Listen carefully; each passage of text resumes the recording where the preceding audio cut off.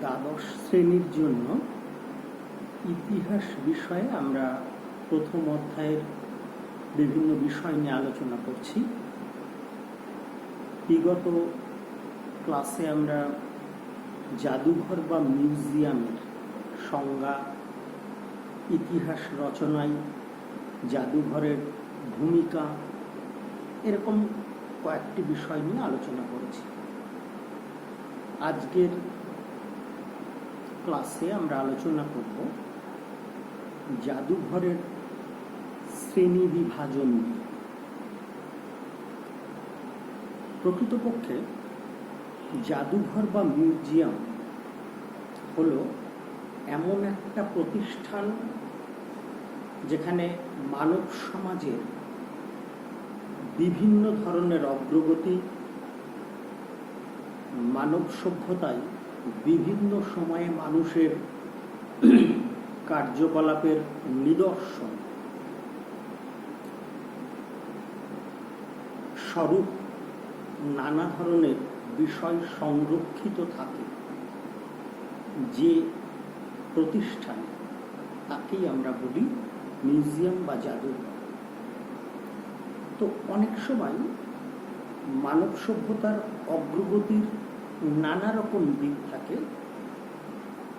সেই সমস্ত দিকগুলির নিদর্শন স্বরূপ বিভিন্ন বস্তুকে বিশেষ বিশেষভাবে আলাদা আলাদা করে বিষয় ভিত্তিক জাদুঘর প্রতিষ্ঠা করা হয়। সেজন্য আমরা জাদুঘরের শ্রেণী বিভাগটা একটা আলাদা গুরুত্ব দিয়ে আলোচনা করি। আসলে প্রত্যেকটা প্রত্নতাত্ত্বিক বিষয় বা ইতিহাসের রচনার সহায়ক প্রতিটা উপাদানই জাদুঘরের উপজীব্য বিষয়, জাদুঘরের প্রদর্শিত বিষয়। কিন্তু যেহেতু মানব সমাজের অগ্রগতির সঙ্গে নানা ধরনের বিষয় যুক্ত, তাই বিভিন্ন ধরনের নিদর্শনগুলিকে যদি পৃথক পৃথকভাবে সংরক্ষিত করে রাখার ব্যবস্থা করা হয়, তাহলে আলাদা আলাদা জাদুঘরের অস্তিত্ব পরিলক্ষিত। এই জন্যে আমরা জাদুঘরের শ্রেণী বিভাগ করি। তবে জাদুঘরের অনেক ধরনের শ্রেণী বিভাজন রয়েছে, বা ঐতিহাসিকরা বা মিউজিওলজিস্ট যারা রয়েছেন তারা করে থাকেন। তো আমরা গুরুত্বপূর্ণ কয়েক ধরনের জাদুঘরের সংজ্ঞা এবং তাদের দু একটা নিদর্শন বিষয়ে আলোচনা করব। এবং এগুলো আর কিছুই নয়, আমি কতগুলো তথ্য এক জায়গায় করেছি, সেগুলো পড়ে দেওয়া হতে পারে। কারণ বিভিন্ন ধরনের জাদুঘরের সংজ্ঞাটা হয়তো একটা তাত্ত্বিক ধারণার উপর বলে দেওয়া সম্ভব, কিন্তু বিশ্বের বিভিন্ন প্রান্তে ছড়িয়ে ছিটিয়ে থাকা এই বিশেষ বিশেষ ধরনের জাদুঘরের দৃষ্টান্ত আসলে কিন্তু বিভিন্ন বই থেকে তথ্য সংগ্রহ করে এক জায়গায় করে নিয়ে তোমাদেরকে দেখে বলে দেওয়া। তাও সামান্য কয়েকটি উদাহরণ বা তথ্য আমরা সংগ্রহ করেছি। তো আরেকবার বলে নিই, বিভিন্ন ধরনের জাদুঘর রয়েছে, তার সবগুলো আলোচনা না করতে পারলেও প্রধান প্রধান ধরনের জাদুঘরগুলি সম্পর্কে এবং তাদের উদাহরণ সম্পর্কে আমরা আলোচনা করব। প্রথমেই বলি প্রত্নতাত্ত্বিক জাদুঘর। সাধারণত প্রাগৈতিহাসিক ও ঐতিহাসিক যুগের বিভিন্ন ধরনের প্রত্ন সামগ্রী বা ওই যুগের মানুষের ব্যবহৃত বা তাদের কার্যকলাপের নিদর্শন স্বরূপ যে সমস্ত প্রত্ন সামগ্রী যে বিশেষ জাদুঘরে সংরক্ষিত করে রাখা হয় তাকে আমরা বলি আর্কিওলজি মিউজিয়াম বা প্রত্নতাত্ত্বিক মিউজিয়াম। এর উদাহরণ প্রাচীন সভ্যতার পীঠস্থান গ্রিসের অ্যাগোরা অফ এথেন্স এবং আরেকটি প্রাচীন সভ্যতার পীঠস্থান রোমান ফোরাম হচ্ছে এই প্রত্নতাত্ত্বিক জাদুঘরের বড় উদাহরণ। এরপরে আমরা আলোচনা করব বিশ্বকোষ জাদুঘর। এই বিশ্বকোষ জাদুঘরে আসলে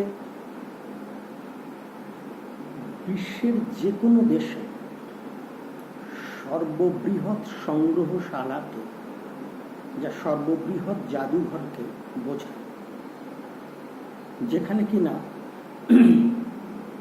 যে দেশে জাদুঘরটি অবস্থিত সেই দেশের নানা ধরনের নিদর্শন, এর পাশাপাশি আন্তর্জাতিক বিভিন্ন স্তরের বা নিজের দেশের বাইরের বিভিন্ন দেশের বিপুল রকম সামগ্রী বা নিদর্শন সংরক্ষিত থাকে। সেই ধরনের জাদুঘরকে আমরা বলি বিশ্বকোষ জাদুঘর বা এনসাইক্লোপিডিক মিউজিয়াম। এ ধরনের জাদুঘরের সবচেয়ে বড় দৃষ্টান্ত হল ব্রিটিশ মিউজিয়াম। এখানে বিজ্ঞান বিষয়ক, প্রাগৈতিহাসিক যুগের প্রত্ন সামগ্রী বিষয়ক, শিল্পকলা বিষয়ক এবং ইতিহাসের সঙ্গে সম্পর্কিত নানা ধরনের দ্রব্য সামগ্রী সংরক্ষিত আছে এবং আন্তর্জাতিকভাবেই সেটা প্রদর্শনের ব্যবস্থা করা আছে। এরপরে আমরা ইতিহাস কেন্দ্রিক জাদুঘর নিয়ে আলোচনা করব। সাধারণত যে জাদুঘর ইতিহাস রচনার সহায়ক বিভিন্ন ধরনের নিদর্শন বা প্রত্ন সামগ্রী নিয়ে গঠিত, যা কিনা সুদূর অতীতে মানব সভ্যতার বা মানুষের কার্যকলাপের উপর আলোকপাত করে এবং বর্তমানের প্রতি ইঙ্গিত করে, এবং এই ধরনের জাদুঘরে বিশেষ কোনো গোষ্ঠী বা সম্প্রদায় এর মানুষের ব্যবহৃত নানা রকম নিদর্শনও সংরক্ষিত থাকে।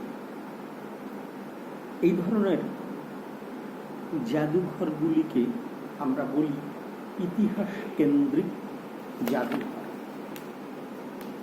এর একটা বড় উদাহরণ হল national museum of African American history and culture. আবার একবার নামটা বলি। এই জাদুঘরের মানে এ ধরনের জাদুঘরের একটা বড় উদাহরণ হচ্ছে national museum of African American history and culture. এই মিউজিয়ামে সাধারণত যে ধরনের নিদর্শন সংরক্ষিত থাকে তা ইতিহাস চর্চায় বিশেষ সহায়তা করে। এর সঙ্গে প্রায় একই রকম ঐতিহাসিক গৃহ জাদুঘর, হিস্টোরিক হাউস মিউজিয়াম।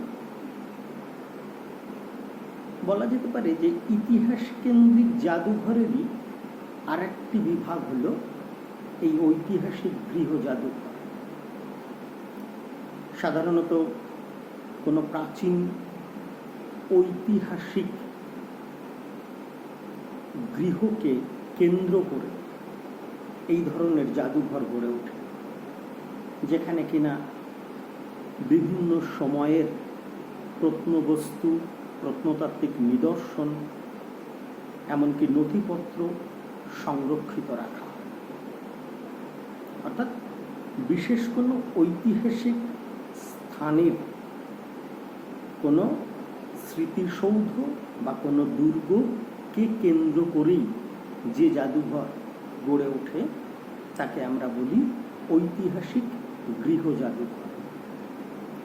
এক্ষেত্রে আমাদের খুব মনে রাখার মতো সহজ একটা উদাহরণ যে হাজারদুয়ারি ঐতিহাসিক গৃহ জাদুঘর। এছাড়া বেনারসের কাছে রামনগরে এ ধরনের একটা জাদুঘর আছে। এ ধরনের জাদুঘর বিভিন্ন স্থানেই রয়েছে।